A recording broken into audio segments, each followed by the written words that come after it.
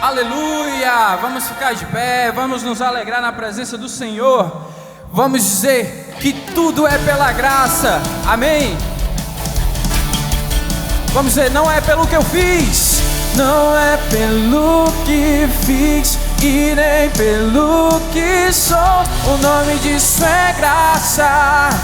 Será que você pode se alegrar na presença dEle? Aleluia! Foi pela tua graça, Jesus.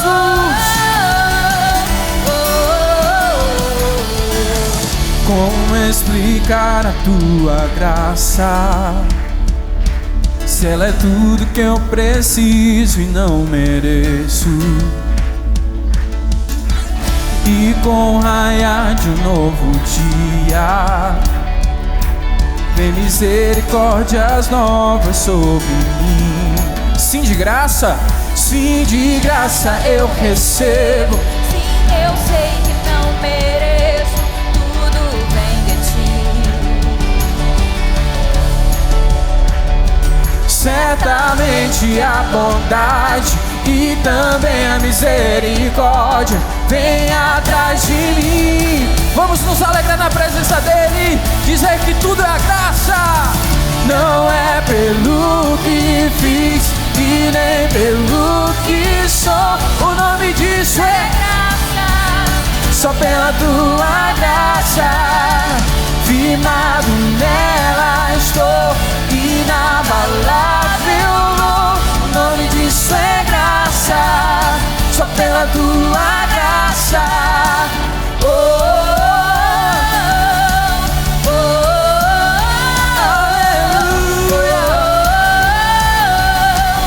oh. Será que você pode dizer isso? Vamos dizer?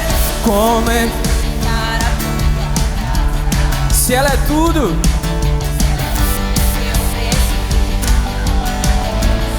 e ao raiar, e com o raiar de um novo dia, vem misericórdias novas sobre mim. Sim, de graça eu recebo. Sim, eu sei que não mereço. Tudo vem de ti, tudo vem de ti. Certamente a bondade e também a misericórdia vem atrás de mim. Aleluia! Não é pelo que fiz e nem pelo que sou. O nome disso é graça. Só pela tua graça, firmado nela estou, inabalável. O nome disso é graça. Só pela tua graça. Não é pelo que fiz e nem pelo que sou. O nome disso é graça. Só pela tua graça, firmado nela estou, inabalável. O nome disso é graça. Vamos dizer que o nome disso é graça. O nome disso é graça. Só pela tua graça. O nome disso é graça. Só pela tua graça. Aleluia, pela tua graça, Jesus. Aleluia.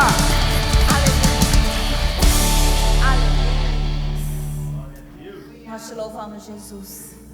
Nós te damos graça, nós te damos honra, porque nós sabemos que o Senhor está aqui, que o Senhor está na casa. Nós arrumamos a casa para recebê-lo, e Ele foi o primeiro a chegar. Ele estava esperando por você aqui. Amém? Quem é esse que vem nos abraçando? Quem é esse que vem nos constrangendo com o olhar? Ele é tão sábio, ensina em amor. Ele é tão manso, cuida dos corações. Aleluia! Quem é esse que vem nos abraçando?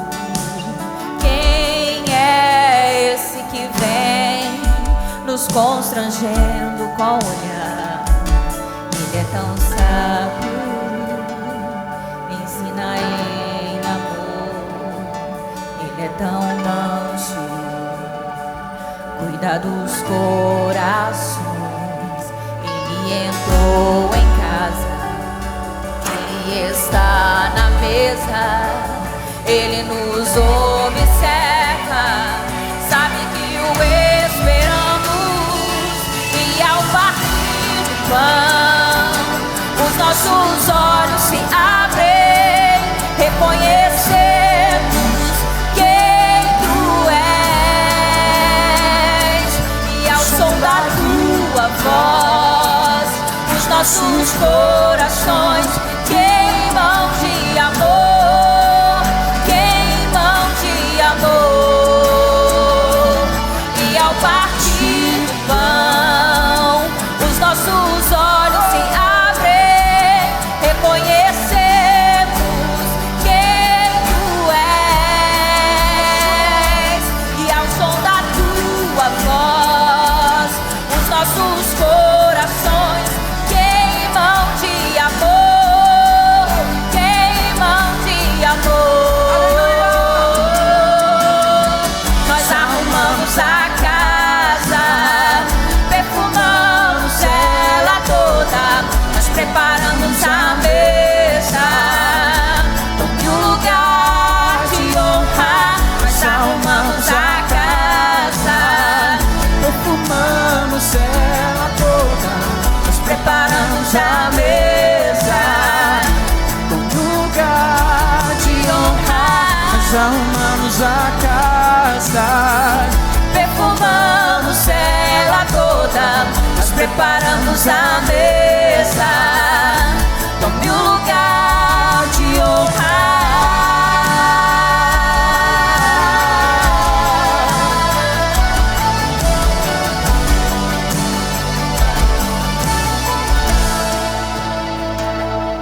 Ele entrou em casa, ele está na mesa, ele te observa, sabe que o esperamos.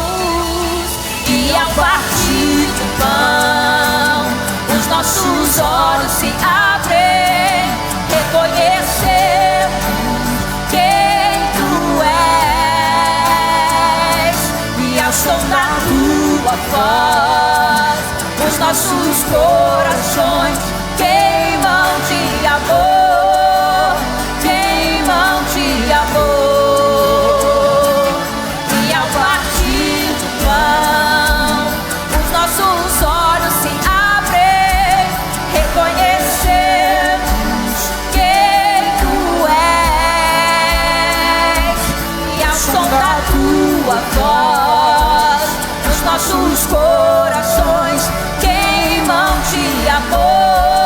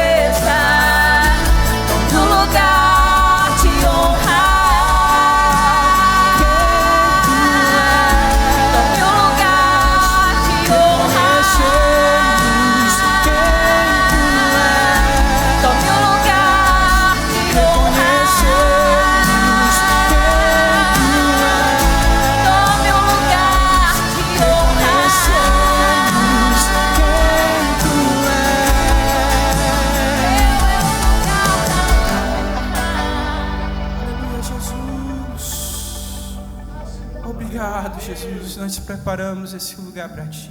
Aleluia, Jesus. Nós preparamos, Deus, esse lugar para Ti. Quero que você feche os seus olhos. Prepare o seu coração nesse momento. Esse é o dia onde a gente vai experimentar da Santa Ceia do Senhor. Você feche os seus olhos, que no seu coração encha o seu coração com um sentimento de gratidão. Nós somos gratos, Espírito Santo. Nós somos gratos, Jesus, pela morte. Nós somos gratos pelo sofrimento. Nós somos gratos pelos cravos. Nós somos gratos por tudo, Jesus, que passaste por nós. Nós te agradecemos, Pai. Nós te agradecemos, Jesus.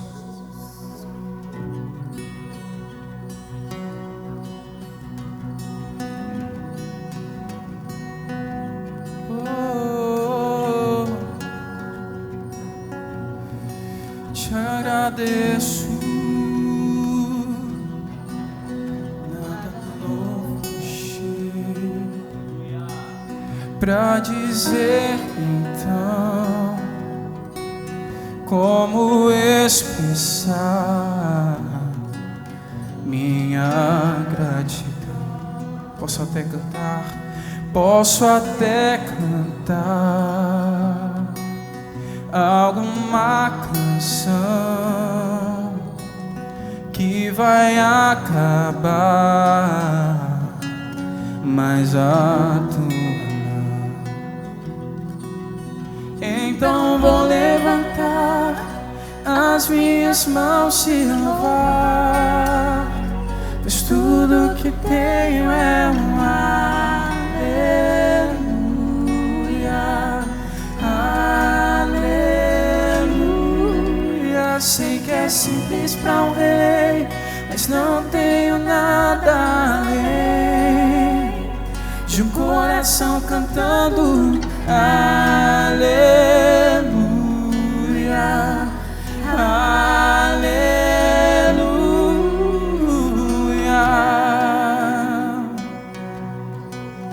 Em resposta a Ti, há uma ação, me render aqui em adoração. Mais uma vez, em resposta a Ti, há uma ação. Quero saber o que é que você veio aqui. Nós viemos nos render em adoração, em adoração. Então vou levantar as minhas mãos e louvar, pois tudo que tenho é um aleluia, aleluia. Sei que é simples para um rei, mas não tenho nada além de um coração cantando aleluia, aleluia.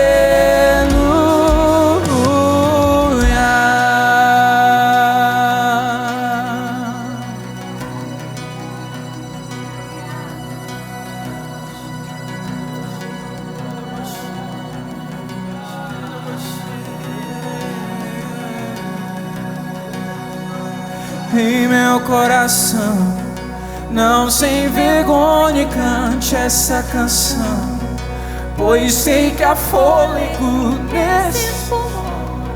Vamos, louve ao Senhor.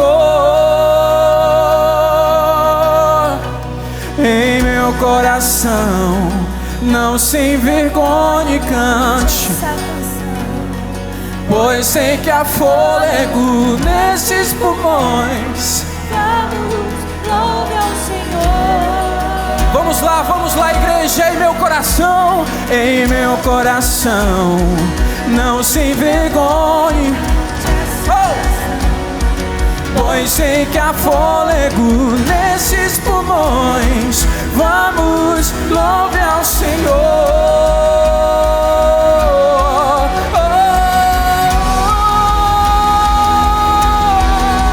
Vamos, igreja, vamos, louve ao Senhor.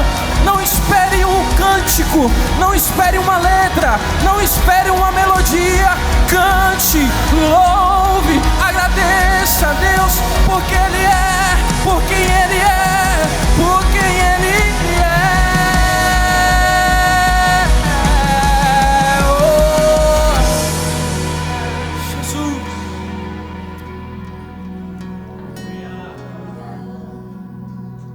Não há nada, nada melhor, não há nada, nada melhor, não há nada, nada melhor que meu Deus. Não há nada, nada melhor, Não há nada, oh, chegar a baixeira na nada marada. melhor, não há nada. Nada melhor que meu Deus. Vamos lá, levante as suas vozes. Vamos dizer: não há nada, nada melhor. Não, não. Nada melhor, não há nada. Nada melhor que meu Deus. Em meu coração, em meu coração, não se envergonhe, cante essa canção, pois sei que há fôlego. Esses pulmões, Vamos, louve ao Senhor. vamos, louve, louve. Nós te louvamos, Jesus. E em meu coração, não se envergonhe, cante essa canção, pois sei que há fôlego nesses pulmões. Vamos, louve ao Senhor. Santo, Santo é o Senhor Deus poderoso. Vamos, cante, se junte aos querubins. Tu és digno, Jesus. Tu és o único digno de abrir o livro, porque Tu és santo, Tu és santo. Nós queremos te dizer: és exaltado, és adorado. Santo, santo é o Senhor Deus poderoso. Digno, digno, digno de louvor, digno de louvor. Cante mais uma vez: Tu és santo.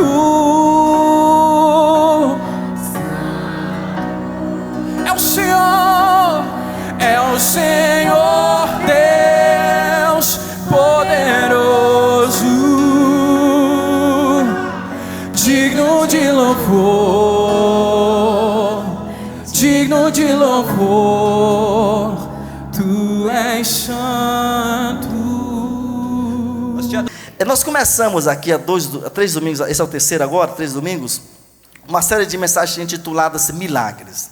Deixa eu só falar para você, daqui a alguns domingos, talvez domingo que vem, daqui 2 domingos, nós vamos estar começando a colher testemunhos de milagres, para poder talvez, durante os cultos seguintes, a gente poder estar testificando para a igreja os milagres que Deus tem feito, tá bom? Então, se durante essa série Deus talvez operou algum milagre na sua vida, você quer compartilhar, fale comigo depois. A gente vai ter um domingo específico para poder fazer isso. Eu penso que isso de alguma forma ativa a nossa fé, para que a gente possa continuar crescendo em nome de Jesus, tá bom? Quero falar com você hoje sobre os 7 mergulhos de Naamã. Diga assim comigo: os 7 mergulhos de Naamã. A nossa história está hoje em 2 Reis 5, de 1 a 14, diz o seguinte: Naamã, comandante do exército do rei da Síria, era grande homem diante do seu senhor e de muito conceito, porque por ele o Senhor tinha dado vitória à Síria.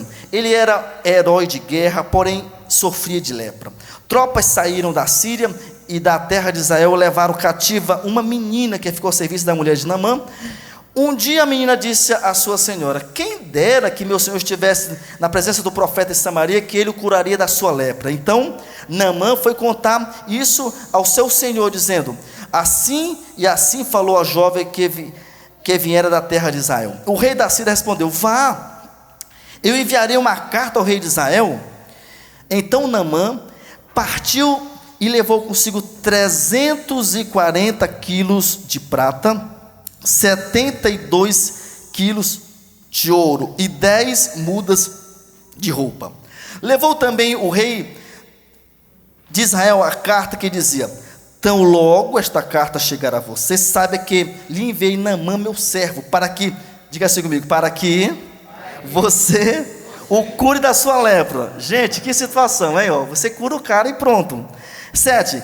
Quando o rei de Israel acabou de ler a carta, rasgou as suas roupas em sinal de medo e disse: por acaso sou Deus que pode tirar e dar vida? Porque ele enviou esse rapaz para mim, para que eu possa curá-lo de sua lepra. Como vocês podem notar, ele falou para os seus servos, ele está procurando um pretexto contra mim. Mas quando Eliseu, homem de Deus, ouviu que o rei de Israel tinha rasgado as suas roupas, mandou dizer: porque o Senhor rasgou as suas roupas? Deixe-o vir a mim, e ele saberá que há profeta em Israel. 9. Então Naamã foi com os seus cavalos e os seus carros e parou à porta da casa de Eliseu. Eliseu mandou o mensageiro dizendo: vá e lave-se 7 vezes no Jordão, e a sua carne será restaurada, e você ficará limpo. Mas Naamã ficou indignado e foi dizendo: eu pensava que ele certamente sairia para falar comigo, eu ficaria de pé, invocaria o nome do seu Deus, passaria a mão no lugar da lepra, restauraria o leproso. Por acaso não são Abana e Farfarrios de Damasco melhores do que todas as águas de Israel? Será que eu não poderia me lavar neles e ficar limpo? Deu meia volta e foi embora, muito irritado. Então os seus oficiais se aproximaram e lhe disseram: meu pai, se o profeta tivesse dito alguma coisa difícil, por acaso você não faria? Muito mais agora ele apenas disse: lave-se e você ficará limpo. Então Naamã desceu e mergulhou no Jordão 7 vezes, conforme a palavra do homem de Deus, e a sua pele se tornou como a pele de uma criança, e ficou o quê? Limpo. Coloque a sua mão sobre o seu peito. Deus, eu falara no primeiro culto que eu, como homem, só posso falar aos ouvidos, mas o Senhor pode falar ao coração, e o Senhor possa tocar no coração de cada um, e que a tua palavra possa ser cirúrgica e possa nos levar a um nível de graça maior, em nome de Jesus. Irmãos, sejam todos bem-vindos que estão nos visitando. A gente conheceu um casal ontem. Levante sua mão, meu amado, você e sua família. Estávamos ontem lá fazendo evangelismo. Seja bem-vindo. Eles são lá de Pernambuco. Quando voltar, a casa está aberta, tá bom? Fique à vontade. Queridos, essa história é muito interessante porque Naamã, ele era chefe do exército da Síria. Então, era um homem que tinha prestígio, que tinha dinheiro, que tinha soldados à sua disposição. Se fosse hoje, era um grande oficial do governo. Tinha carro à disposição, tinha apartamento pago, tinha passagens aéreas de primeira classe, tinha segurança, enfim, tinha tudo.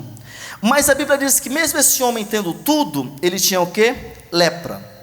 E eu quero só falar para você, deixar claro que a lepra nos tempos bíblicos não é esta lepra que nós conhecemos no mundo hoje, chamada hanseníase.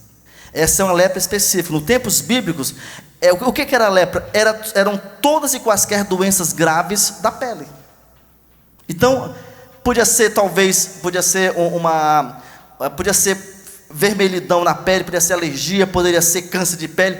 Tudo que era problema de pele era entendido, era como a nomenclatura de lepra. Agora, quando eu vejo a história dos hebreus, a gente consegue entender que a lepra era entendida por eles como um castigo divino, né? Então, quando eu vou para o Velho Testamento, a lepra tipificava exatamente o quê? A situação do homem não regenerado. E quando a gente vê, por exemplo, a questão da lepra, também se fala o quê? Que eu não consigo viver, não consigo me libertar dos meus pecados pelas minhas próprias forças. Então essa é a lepra espiritual. Agora, uma coisa interessante também que, por exemplo, Deus permitia que algumas pessoas ficassem leprosas. Deus não coloca sobre ninguém doença, Ele permite. Por exemplo, Nós vemos que o povo de Israel está andando em direção à terra prometida, e Miriam tem desentendimento com seu irmão Moisés, e a Bíblia fala que ela fica leprosa. Então ela tem que passar quantos dias? 7 dias afastada do arraial, para poder não transmitir doença para os demais. Então por que Deus permitiu que ela fosse atingida de lepra? Porque ela estava em pecado, em rebelião contra o seu irmão líder Moisés. Então a lepra, muitas vezes, em alguns casos, era uma permissão de Deus para poder corrigir aquela pessoa que estava diante de um pecado cometido. Agora, quando eu volto para essa história aqui de Naamã, a Bíblia fala que existia uma menina, que ela, como a Síria guerreou contra Israel, então nas guerras as pessoas traziam dinheiro, traziam bens, traziam pessoas para poder torná-las escravas. E aqui tinha uma moça, que a Bíblia não fala o nome dela, não fala quantos anos ela tinha, mas a gente entende que talvez não passasse de 15 anos de idade. Que essa moça falou o seguinte: olha, diante do caos que o seu senhor estava, que era a lepra, falou o seguinte: olha, quem me dera que o meu senhor conhecesse o profeta que mora em Samaria, o profeta Eliseu. Se ele conhecesse esse homem, ele certamente seria curado. Então, o que eu quero falar aqui para você? Essa moça estava presa, estava escrava, estava num outro país, sim ou não, gente? Ela era israelita, estava agora no território dos assírios, dos sírios, melhor dizendo. E o que acontece? Quando a gente muda de país, nós temos que refazer novas amizades, temos que nos acostumar com o clima, sim ou não? Temos que nos acostumar com a comida, sim ou não? Essa moça estava possivelmente com saudades dos parentes, estava talvez com saudades da sua mãe, dos seus irmãos. Meu Deus, meus familiares, nunca mais eu vou vê-los. Mesmo assim, essa moça, diante do caos, ela falou o seguinte: olha, eu vou testificar de Jesus, eu vou falar que apesar dos meus problemas, existe um Deus que cura e que restaura. Amém, queridos? Então veja comigo aqui no telão, esta moça, essa menina, foi um agente de milagres na vida de Naamã. Então nós também devemos ser canais de milagres. Diga assim: eu sou um canal de milagres para as pessoas. Então, olha só, muitas vezes a gente ora por alguém, estamos passando pelo mesmo problema. Nós oramos por cura e estamos doentes. E sabe o que é intrigante? Deus cura às vezes o outro e eu continuo doente. Por quê? Porque para mim ser agente de milagre, não precisa eu estar 100% ok. Essa menina podia falar o seguinte: por que eu vou falar de Deus para esse cara que talvez judia de mim, que me obriga a trabalhar, que agora me aprisiona? Eu vou deixar ele morrer. Não, ela testificou de Jesus diante das situações mais terríveis. Mas quando eu vejo essa história aqui, eu vejo uma situação muito comum, quando a gente viu que esse homem chega, e aí a Bíblia fala que ele leva 342 quilos de prata, que isso dá hoje mais de 1.286.000 reais. Ele leva 72, eu coloquei 62, mas é 72. Então aí, aumentando um pouquinho, vai dar aí talvez mais de 25 milhões de reais. E leva 10 mudas de roupa. Então olha só, mas por que leva tanto dinheiro? A gente tem alguns entendimentos. Talvez ele estava acostumado a gastar com o médico. Mas o Otis, como é que você prova isso? A gente pode ver histórias paralelas e chegar a possibilidades teológicas. Quando a Bíblia fala que aquela mulher do fluxo de sangue, ela tinha gastado todo o seu dinheiro em busca de médico, pagando para médicos, e não fora curada. E Jesus chega e cura ela passa 12 anos esperando uma cura. Esse homem que possivelmente ele tinha já gastado muito para ser curado, não tinha sido curado. Então, se ele vai para um outro país, nada melhor do que levar o quê? Grana. Se precisar, eu estou aqui para ser curado. Uma outra possibilidade de tanto dinheiro que ele levou, foi porque ele falava o seguinte: olha, eu quero talvez ser grato a quem me curar, ao curandeiro. Só tem um milagreiro, amém, gente? Só tem um que opera milagre, mas existem no mundo aí curandeiros, você sabe disso. Então, talvez eu vou então agradar esse curandeiro. Talvez uma possibilidade para levar tanto dinheiro. E a gente vê a história que o profeta não quis, né? Vocês lembram a história? Depois de Geazi falou: não, vai aqui um pouquinho. Geazi, ele ficou com a lepra o resto da vida. O profeta não quer nem papo com dinheiro, suma daqui da minha frente. É Deus que cura, o dom é dele, vamos para frente. Mas outra possibilidade também foi o seguinte: é que aquele homem talvez ele queria comprar um milagre. Sabe de uma coisa? Nós não compramos nenhuma benécia de Cristo. Nós somos salvos por quê, queridos? Pela graça. O que é salvação no grego?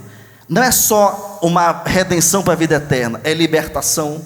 Salvação é cura da alma. Salvação é libertação de um pecado. Salvação é você estar livre e liberto de toda e qualquer sequela do mundo. Isso é salvação. Então eu sou salvo porque pela graça. Então aquele homem talvez falava o seguinte: olha, eu posso comprar meu milagre. Está aqui, eu tenho dinheiro. O que precisar, seja qual esfera for, eu vou arcar com a situação. Mas eu quero falar com você agora. Isso aqui só foi uma introdução, mas é interessante que o versículo 6, o rei da Síria, ele manda uma carta diplomática ao rei de Israel. A Bíblia também não fala o nome do rei de Israel. Talvez foi o rei Jorão, que depois transformou no rei Chorão, né? Que pepino para resolver, se foi Jorão. Mas a carta é o seguinte: olha, eu estou te mandando o meu servo, o meu comandante Naamã. E a ideia é o seguinte: e você cura ele. Ponto final. Cura ele. Gente, a lepra naqueles tempos era uma doença sem cura, como hoje ainda a AIDS é. Então olha só o problema que aquele rei estava enfrentando aqui agora. A Bíblia diz que quando ele tem essa notícia, ele rasga as suas vestes. O rasgar de vestes na Bíblia indica profunda tristeza, indica uma angústia de alto teor e uma consternação sem precedentes. O cara está arrasado. Ele chama aqui, está vendo?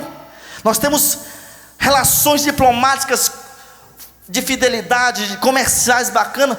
Agora ele quer encrenca comigo. Ele fala, ele quer problema comigo. Por acaso eu sou Deus? Por acaso eu tenho poderes miraculosos? Quem sou eu? E agora? Desesperado. Aí o que a Bíblia fala? Que o profeta Eliseu sabe da história. O profeta fala o seguinte: olha, manda para minha casa. Diga assim: manda para minha casa. Eu esqueci de falar disso no primeiro culto. É bom que está gravando agora. Gente, a sua casa deve ser uma agência de milagres. Amém. Você que tem célula em casa, você é cirúrgico espiritualmente. Eu lembro que a minha casa, lá em Macapá, quando eu era adolescente ainda, tinha um irmão djovem. Ele amava Jesus, aquele jovem, mas de vez em quando ele caía em prostituição. Chegava lá em casa, ele falava assim: Watson, eu quero entrar no teu quarto. Eu saía do quarto, ele entrava, ele chorava. Jesus! Aí passava horas, depois ele era bem branquinho, saia todo vermelho. Quer almoçar, irmão? Ele almoçava, abraçava ele. Então a minha casa, nossa casa para ele era um local de humilhação, de quebrantamento. Deus libertou ele, casou com uma menina muito abençoada, está muito abençoado ele, mora no Pará agora. Mas assim, a nossa casa é um lugar de bênção. O profeta falou o seguinte: manda esse doente para minha casa.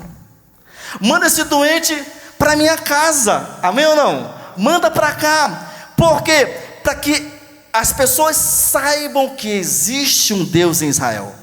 Quando eu vou para a Bíblia, o Israel hoje não é o Israel geográfico, é o Israel o quê? Celestial. Nós entendemos que nós somos o grande Israel de Deus. Amém ou não, gente? Diga assim: eu sou o Israel de Deus. Agora, eu quero mostrar para você, quando ele chega lá no profeta Eliseu. Então, nós vamos agora explicitar para você 7 mergulhos, 7 princípios. Não sei se você lembra, o nosso teor nessa série sempre é explicitar o poder de Deus como fator nevrálgico e único para a cura. Mas eu quero, paralelamente a isso, o Andy também fez isso muito bem domingo passado, falar que existem também princípios humanos que nós temos que fazer para que a cura aconteça. Então veja comigo os 7 mergulhos de Naamã. O primeiro é mergulho do inconformismo. Diga assim comigo: mergulho do inconformismo. Saiba de uma coisa: existem pessoas que se acostumam com o mal. Sabia disso?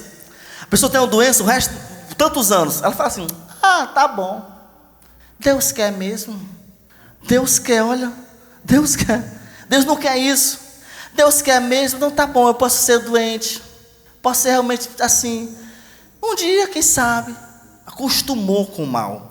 Naamã, quando eu vejo a história dele, nós percebemos nas entrelinhas que ele estava inconformado com a situação, ao ponto que alguém falou para ele: olha, você pode ser curado em Israel. O conformado fala: vou nada, para que tão longe? Vou nada, isso é besteira. Não, onde é que é? Inconformado. Veja comigo aqui, eu quero falar para você o seguinte: você precisa bater de frente e ser oposição ao diabo. Diga assim: eu preciso e eu sou oposição ao diabo.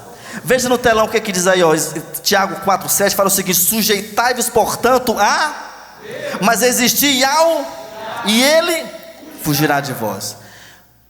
Quando eu me sujeito a Deus, quando eu estou debaixo do Senhor de Jesus, e eu digo: diabo, eu não aceito mais, eu vou partir para cima agora, eu não aceito mais essa doença, eu já estou curado.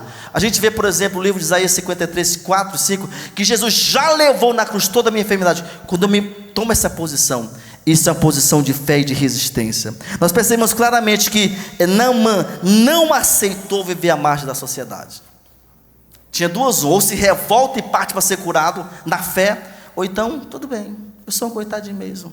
Falava para a mulher: tchau, mulher, tchau, vou agora para o meio do mato, fica lá, até descascar tudo, os ossos aparecer e morrer. Não, se ele foi um cara inconformado, diga assim: eu não me acostumo, não me conformo com a doença. Segundo o mergulho da humildade. Gente, Deus queria, de maneira proposital, afundar de uma vez por toda o orgulho daquele homem. Pensa comigo, eles tinham pouco tempo guerreado contra Israel, ao ponto de trazerem escravos. A mocinha era escrava israelita. Agora eu tenho que me humilhar e ir com o meu país rival, atrás de pessoas que pudessem orar por mim, eu ser curado. Olha só o nível de humilhação. Mas sabe o que acontece? Quando eu vou para a Bíblia, eu entendo que somente um homem cheio do Espírito Santo, ele pode alcançar o estágio de total esvaziamento de si mesmo. Na Bíblia na teologia a gente tem um conceito chamado kenosis. Esse conceito teológico fala do esvaziamento e autoaniquilamento do seu ego. Já vê aquela pessoa que é muito orgulhosa, nariz empinado: não me abaixo não vou não. Por exemplo, quer ver um tipo de humildade? Quando o pastor fala o seguinte: eu vou orar para você que está doente, que quiser vir aqui na frente. Tem gente tão orgulhosa que nem levanta a bunda da cadeira para vir aqui. O que é humilhação? Eu vou na frente. Não é porque o pastor falou, é um ato. Deus está vendo que eu estou fazendo o que eu posso para que ele me curar. Então observe, esse homem é muito orgulhoso. Então quando eu vou para kenosis, o autoesvaziamento, a gente vê, por exemplo, Filipenses 2,8, fala que Jesus se humilhou tanto, que a Bíblia fala que ele aceitou a morte de cruz. A gente não tem tempo para poder expor isso, mas a morte de cruz era para exatamente os maiores malandras do mundo, os caras mais tortos do mundo, os maiores criminosos. Esses caras, eles eram realmente designados para morrer na cruz. Jesus assume esse papel. Isso é um autoesvaziamento. Que humildade grande. Mas por que ele foi orgulhoso? Veja comigo o próximo texto aí no telão. Mas Naamã ficou o quê? Leia comigo aí. E se foi dizendo: eu pensava que ele certamente sairia para falar comigo, ficaria de pé. Eu pensava que ele invocaria o nome do Senhor. Meu Deus e meu Pai, em nome do Senhor Jesus Cristo, eu me apresento nesse momento. Ele pensava isso. Talvez o cara vinha com terno, talvez a mulher vinha com um cocozinho. Tem que ser esse para poder ser um milagre. Olha, ele pensava isso. Eu pensava isso. Ele continua falando aqui, que seu Deus, e depois ele passaria a mão lá no lugar, e eu ia ser curado. Sabe qual é o problema nosso? É que muitas vezes a gente quer explicar Deus. Tem aquela música: ninguém explica Deus.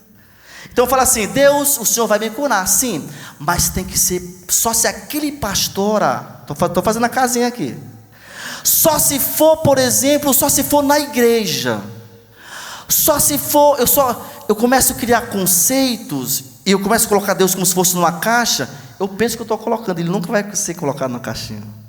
Esse cara falou o seguinte: olha, eu pensava que era assim. Ele já tinha desenhado todo toda a liturgia da cura vai ser assim, assim, assim, acolá. Deus chega para ele e fala o seguinte: profeta, olha, o profeta nem recebe ele, para quebrar logo o orgulho. Chega lá, a comitiva fosse hoje, desceu o jato do fulano de tal aqui. Talvez o profeta olhou assim pela janela. Rapaz, é gente, hein? Rapaz, muita gente. Vem cá, fulano. Disse para ele, cara, meu Deus do céu, gente. Para quem é orgulhoso, isso é um tapa na cara. Nem quis conhecer. Não quis nem apertar na mão. Disse para ele, 7 mergulhos no Jordão. Vai ser curado. Vira as costas. Quando ele sabe essa notícia, esse versículo fala o seguinte: ele fica indignado, irritado, o homem ferve. Olha só, mas o problema é que eu quero colocar Deus numa casinha. E Paulo fala o seguinte em Efésios 3:10, ele fala da multiforme sabedoria de Deus. Deus opera, eu costumo falar que Ele opera do jeito que Ele quer, da forma que Ele quer, como e quando Ele quer. Eu costumo falar que existem as múltiplas intervenções de Cristo. Não adianta eu pensar que vai ser de um jeito, porque Ele vai operar do jeito que Ele quer. Amém ou não, gente? Amém. Aleluia. Falando sobre orgulho, isso aqui é um problema sério, que muita gente não é curado por causa do orgulho. Talvez você conheça a história de Nabucodonosor. Alguém conhece aqui? Sim? O rei babilônico, tão orgulhoso, que a Bíblia fala o seguinte: cara, Deus permitiu que ele crescesse as unhas como animais, os pelos como animais. O bicho ficou um monstro. Aí Deus falou o seguinte para ele: agora você vai comer capim. Aí foi para o campo, igual o boi, comendo capim. Quantos anos? 7 anos, quebrando o orgulho do elemento, quebrando. 7 anos, tratou, pronto, agora você pode voltar para subir a dinastia babilônica. Então olha só como Deus trata. Versículo 12, você pode ver comigo no telão, o próximo slide. Ele continua reclamando, o Naamã. Ele fala o seguinte: por acaso não são Abana e Farfá, rio de Damasco, melhores, olha a hipérbole aqui, do que todas as águas de Israel? É prepotência ou não? Sim ou não? Sim. Muito. A Bíblia não diz aqui, para quem estuda teologia, que as águas eram ruins do Jordão. A Bíblia só narra a história. Mas talvez ele era tão orgulhoso que ele fala o seguinte: todas as águas desse paizinho aqui de M, reticências, todas são fracas, sujas, barrentas. Todos os meus rios lá, ele começa a falar aqui os rios. Olha, Abana, Farfá, todos são melhores. Ele fala o seguinte: será que eu não poderia tomar banho lá e ficar limpo lá? Aí, diante dessa revolta toda, a Bíblia diz que ele dá meia volta, talvez ele sobe no cavalo, gira o cavalo para cá, vamos embora, vamos embora. Revoltadíssimo, chateado, porque não foi do meu jeito. Conhece pessoas assim? Ninguém conhece não? Só eu? Misericórdia, gente. Olha só, e aí ele vai embora. Mas eu tenho o terceiro mergulho que eu quero expor para você aqui. Diga assim comigo: mergulho da exposição. Pensa comigo aqui, vamos conjecturar a hipótese aqui. Vamos pensar que realmente esse homem estava com seu corpo totalmente tomado por aquela lepra. Então a sua pele estava totalmente, talvez com alergia, com feridas, com pus, seja o que for. E agora o profeta falou o seguinte: você tem que ir lá para o Jordão, tira sua roupa e entra no rio. Isso é exposição ou não? Talvez ninguém via a lepra. Agora eu tenho que tirar. E eu tenho que entrar no rio. E está todo mundo vendo a minha situação real da doença. Eu quero só fazer um paralelo. Quando eu vou para Tiago 5,16, fala o seguinte: que quando nós confessamos nossos pecados uns aos outros, isso é o quê? Exposição, sim ou não? E nós oramos um pelos outros, nós vamos ser o quê? Curado. Então, se eu quero ser curado, não existe cura sem exposição. Alguém concorda ou não? Quando um urologista vai se consultar, é difícil. Ainda não fui ainda, graças a Deus. Vai chegar a minha vez. Alguns aqui já foram e estão calados, mas tudo bem. Vamos lá. Quando eu for, eu vou ter que me expor. Mas aquela exposição é para o quê? É para cura, ok? Quando uma mulher vai ao ginecologista, me disseram que não é muito confortável. Mas a exposição traz o quê? Cura, ok? Vamos lá. Então, um exemplo de exposição. Veja no telão, por favor, o cego de Jericó. O que ele falou? 1, 2, 3 e...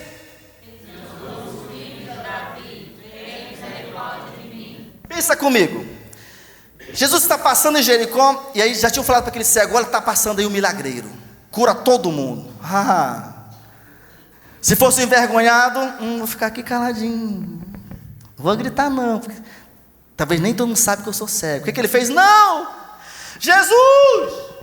Filho de Davi! Jesus! Jesus! As pessoas falavam assim, calma rapaz, está atrapalhando o mestre.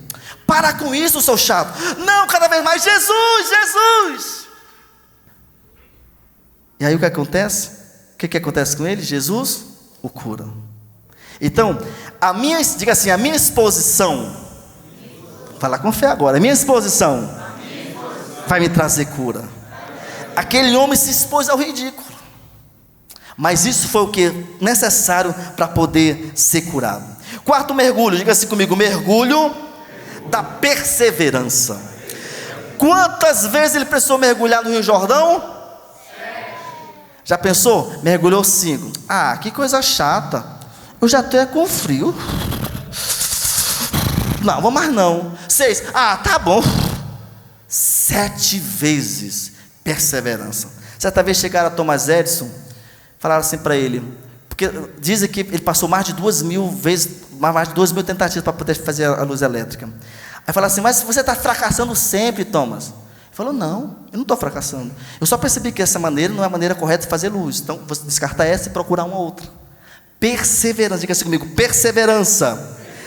Quando eu vou, queridos, por exemplo, deixa eu lhe perguntar algo. Você tem sido perseverante na busca da sua cura? Não precisa responder para mim. Tem sido perseverante?